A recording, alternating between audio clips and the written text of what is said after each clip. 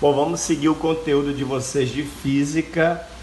O tema é dinâmica, é o capítulo 7. No cadernão de vocês são as páginas 14 e 15. E esse primeiro vídeo é um vídeo de introdução. A tela aqui está pronta, o nosso quadro está pronto, mas atentos em muitas coisas que eu vou adicionar no que nós temos aqui, que já está resumido e elaborado para vocês. Bom, em primeiro lugar, a dinâmica, ela é a parte da física, da mecânica especialmente, que estuda as causas do movimento. E quando se fala em causa do movimento, você deve lembrar sempre que aquilo que é capaz de produzir um movimento a partir, por exemplo, de um corpo parado é a força. Então, o objeto de estudo da dinâmica é a força.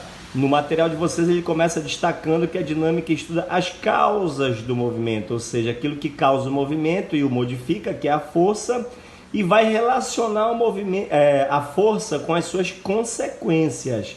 Vale lembrar que a consequência de atuação de uma força é mudança de velocidade, a consequência de atuação de uma força pode ser uma deformação e por aí vai. Então, nesse momento, na introdução, vai dizer que o objeto de estudo da dinâmica é a força, que é aquilo que causa o movimento, e vai relacionar a força com as suas consequências, com a aceleração, por exemplo, com a deformação e por aí vai.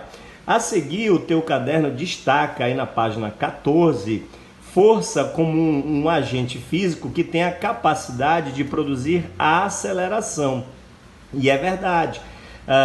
Imagina esta situação aqui, ó, essa representação que eu fiz, uma pessoa puxando uma cordinha que está presa em uma caixa no pátio de uma empresa.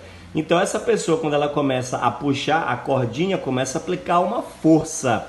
E se não tiver um atrito tão intenso entre a caixa e o piso, a caixa começa a se movimentar, ou seja, a força vai ser capaz de provocar uma variação de velocidade da caixa. A caixa que estava parada vai começar a se movimentar, então vai variar a sua velocidade, ou seja, a força vai ser capaz de produzir uma aceleração. Por isso, teu cadernão ele diz que força é um agente físico que tem capacidade de produzir a aceleração, que significa a capacidade de variar a velocidade de um corpo.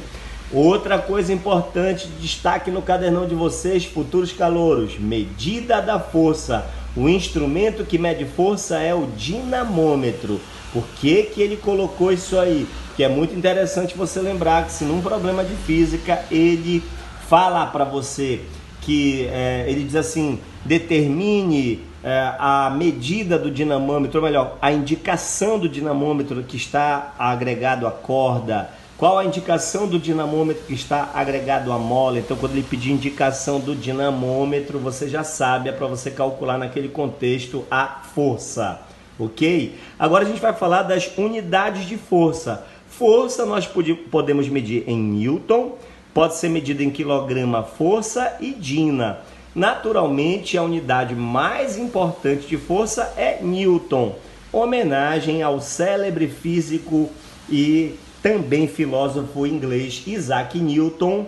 Vale lembrar que nos anos 1665 e 1666, quando a peste bubônica assolou a Inglaterra e os alunos, o Newton fazia parte desse grupo de alunos, os alunos de Cambridge foram liberados para ir às suas casas. O Newton morava por ali, a 90 quilômetros mais ou menos de Cambridge. O Newton voltou para sua casa e lá elaborou coisas importantíssimas que deram grande contribuição para a evolução da ciência. Conseguiu verificar que a luz branca ela era formada pelas cores do arco-íris que nós conhecemos hoje, ou seja, era formada por outros elementos individuais de frequência.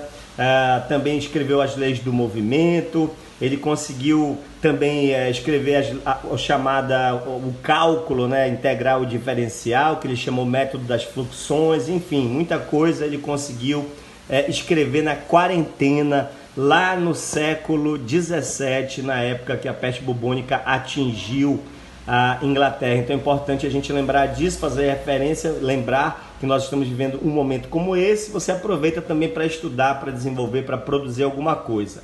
Avançando, cálculo da força resultante. que é a força resultante? Imagina uma situação que você tenha uma força F1 e uma força F2 representada por essas duas setas, dois vetores. E você queira substituir a força F1 e a força F2 por uma só força que faz o mesmo efeito.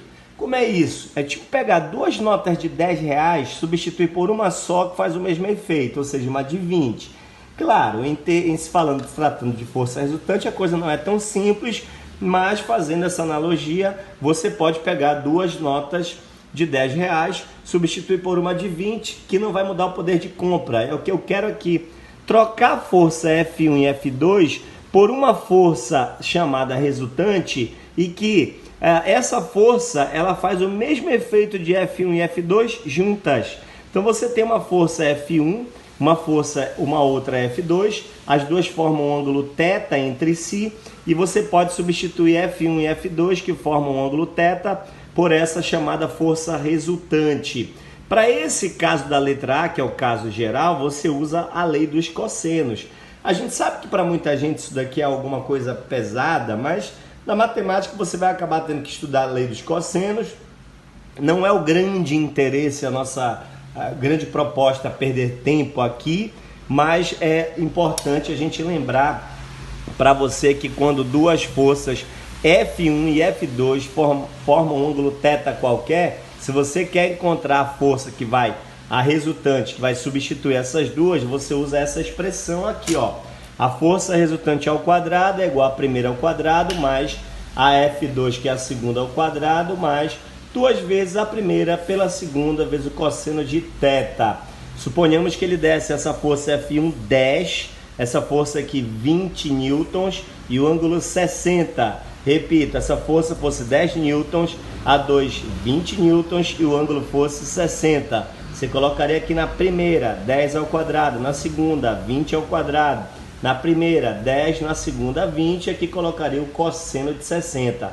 E iria fazer essa operação, manipulação matemática e calcular a força resultante isolando este FR. Mas esse é o caso geral. O que importa para a gente são os casos particulares. É quando você tiver duas forças aqui, ó, F1 e F2 atuando no mesmo sentido, para você calcular a força que vai substituir essas duas, ou seja, a força resultante, FR, você vai somá-las, é muito simples, duas forças atuando no mesmo sentido, para você calcular a resultante, você vai somar as duas forças em questão. Um exemplo básico disso é se tiver duas pessoas empurrando um carro, se solidarizando com o dono do veículo, que de repente o carro deu prego e aí uma pessoa empurra com uma força F1, a outra está ajudando com uma força F2, a resultante vai ser dada pela soma. Agora você tem o segundo caso em que as duas forças são oponentes, uma prejudica a ação da outra. Pode ser na brincadeira do cabo de guerra também, onde um grupo de pessoas puxa para a direita e um outro grupo puxa para a esquerda. E qual é a resultante? Qual é o saldo disso? Naturalmente que para esse caso a força resultante vai ser dada pela diferença entre as forças que estão atuando em sentidos opostos. E um terceiro e último caso particular, quando as forças formam 90 graus, ou seja, forças perpendiculares. Imagina uma força F1 formando 90 graus com uma força F2 e você quer substituir essas duas por uma só, que faz o mesmo efeito. Você quer calcular então a força resultante entre F1 e F2, você usa o teorema de Pitágoras. A força resultante ao quadrado é igual a primeira ao quadrado mais a segunda ao quadrado. Então, com isso, a gente resume a página 14 e boa parte da 15. Calma que a gente vai avançar com novos vídeos e vamos resolver as questões para vocês.